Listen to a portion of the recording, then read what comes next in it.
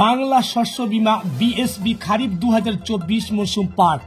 তো বন্ধুরা, আজকের ভিডিওর মাধ্যমে আলোচনা করব বাংলা শস্য বীমা অর্থাৎ মৌসুম পাট চাষের জন্য যে শস্য বীমা রয়েছে সেটা কিভাবে ফর্ম ফিল আপ করবেন, তার এ টু জেড সিস্টেমে ভিডিওর মাধ্যমে আলোচনা করব।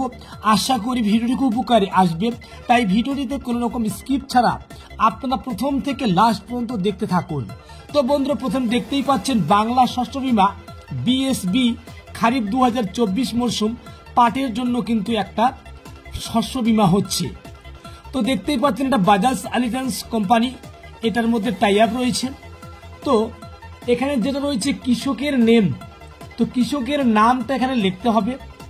তো ভোটার কার্ড অনুযায়ী নামটা কিন্তু অবশ্যই লিখতে হবে, কেননা এটা কৃষক বন্ধুর সঙ্গে রিলেটেড। এবং পিতা মাতা স্বামী কিংবা অভিভাবকের নাম লিখতে হবে। তারপরে বয়স রয়েছে, তো এখানে শুধু বয়সটা লিখবেন, জন্ম তারিখটা কিন্তু লিখবেন না। লিঙ্গ পুরুষ না স্ত্রী সেটা লিখবেন, বা অন্যান্য হলে সেটা লিখবেন। এবং ভোটার কার্ড নাম্বার অর্থাৎ ইপিক যে নাম্বার রয়েছে অর্থাৎ ভোটার কার্ডের নাম্বার যেটা রয়েছে সেটা কিন্তু অবশ্যই লিখতে হবে, এখানে কিন্তু আবশ্যিক লেখা রয়েছে। তারপরে জাতি রয়েছে, সেটা তপশিলি জাতি বা তপশালী উপজাতি হতে পারে, ওবিসি হতে পারে। তারপর মোবাইল নাম্বারটি অবশ্যই দেবেন এবং সঠিক, এবং নিজের মোবাইল নাম্বারটি দেবেন, আধার নাম্বারটি এখানে দেবেন। তারপরে রয়েছে বসবাসের ঠিকানা, অর্থাৎ কোন গ্রামে বসবাস করেন সে অর্থাৎ আপনাদের ঠিকানাটা লিখতে হবে, গ্রাম বা মৌজার নাম, গ্রাম পঞ্চায়েত, ব্লক, জেলা। এবং সবচেয়ে ইম্পর্টেন্ট যে বিষয় রয়েছে কৃষক বন্ধু আইডিটি এখানে লিখতে হবে। তো কৃষক বন্ধু কিভাবে সার্চ করবেন ভোটার আইডি কার্ড নাম্বার দিয়ে, তা এই রিলেটেড ভিডিও কিন্তু আমার চ্যানেলে আপলোড করে দেওয়া আছে, আপনারা এই ভিডিওটিকে দেখে নিতে পারেন। তো বন্ধুরা, তারপরে রয়েছে পাট, এখানে অধিসূচিত ফসলের নাম অলরেডি কিন্তু পাট লেখা রয়েছে, তো আমাদের অফিস থেকে সেটা পাওয়া হয়েছে। এবং ব্লকের নাম এখানে বসিয়ে দিবেন, মৌজার নাম এবং জিএল নাম্বার কম্পিউটার খতিয়ানে কিন্তু পরিষ্কার লেখা থাকে একদম সামনের দিকে। তারপরে খতিয়ান নাম্বার রয়েছে এবং দাগ নাম্বার রয়েছে, দু চারটা দাগ এখানে তুলে দেবেন।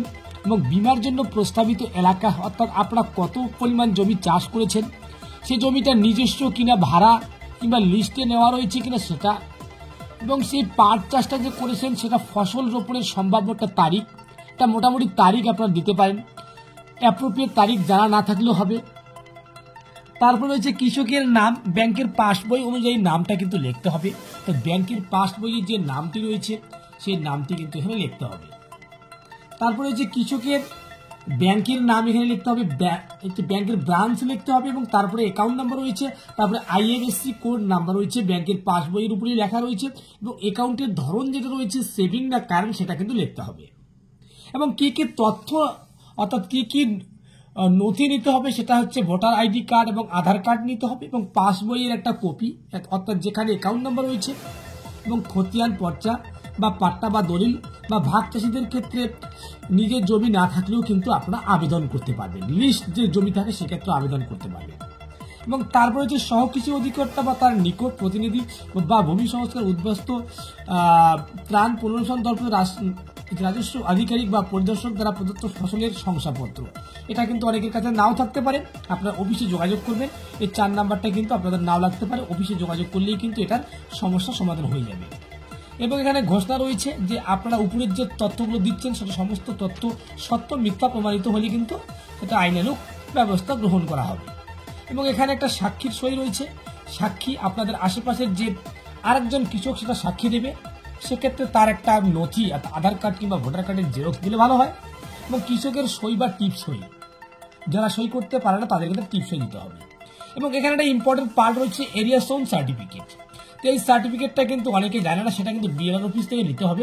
তো বেশিরভাগ ক্ষেত্রে অফিসে কিন্তু এটা নিচ্ছে না, তো এটা আপনারা কৃষি অফিসে নিকটবর্তী যে কৃষি অফিস রয়েছে সেই কৃষি অফিসে যোগাযোগ করলে কিন্তু এটা কিন্তু আপনাদের হয়তো ফিল আপ করতে হবে না, তারাই কিন্তু সেটা মেকআপ করিয়ে নিবে।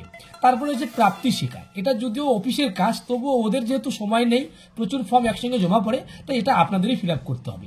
নাম অভিভাবক, এবং যিনি এখানে গ্রামের নাম লিখবেন, অমুক গ্রাম পঞ্চায়েতের অমুক ব্লকের এবং অমুক জেলার একজন কৃষক, তার নিকট কত তারিখে জমা দিচ্ছি সেই তারিখটা। এবং ড্যাশ ফসলের জন্য এখানে পাট চাষ অর্থাৎ পাট ফসলের জন্য এখানে ড্যাশ একর পরিমাণ জমি অর্থাৎ জমির পরিমাণটা দিয়ে জন্য পূরণ করা প্রস্তাব পত্র গ্রহণ করা এবং ঝুঁকির গ্রহণযোগ্যতা প্রস্তাবপত্র যাচাই সাপেক্ষ এবং সেখানে নাম, এর ব্যাংকের শাখার নাম এবং ব্যাংকের নাম এবং ব্যাংক কোন ব্রাঞ্চে রয়েছে সেটা এবং অ্যাকাউন্ট নাম্বারটি এখানে বসিয়ে দিতে হবে। এবং এখানে কিন্তু আপনাদের যে অফিসার রয়েছে আমাদের ADA অর্থাৎ অ্যাসিস্ট্যান্ট ডিরেক্টর অব এগ্রিকালচার, অর্থাৎ আপনাদের যে নিকটবর্তী কৃষি অফিস রয়েছে সেই কৃষি অফিস থেকে এখানে কিন্তু একটা স্বাক্ষর এবং সিলমোহর দিয়ে আপনার এই অংশটাকে কিন্তু আপনাকে ছিঁড়ে দিয়ে দেবে। তো এইভাবেই কিন্তু আপনারা বাড়িতে বসে এই ফর্মটি ফিল আপ করতে পারবেন। তো বন্ধুরা, আজকের আপডেট শুধু এতটুকুই। পরবর্তীতে ধরনের নিত্য নতুন আপডেট পেতে অবশ্যই চ্যানেলটিকে সাবস্ক্রাইব করে পাশে থাকবেন, বেশি বেশি করে বন্ধুদের কাছে শেয়ার করবেন এবং অলরেডি যারা সাবস্ক্রাইব করে আছেন তাদেরকে অসংখ্য ধন্যবাদ। খোদা হাফেজ।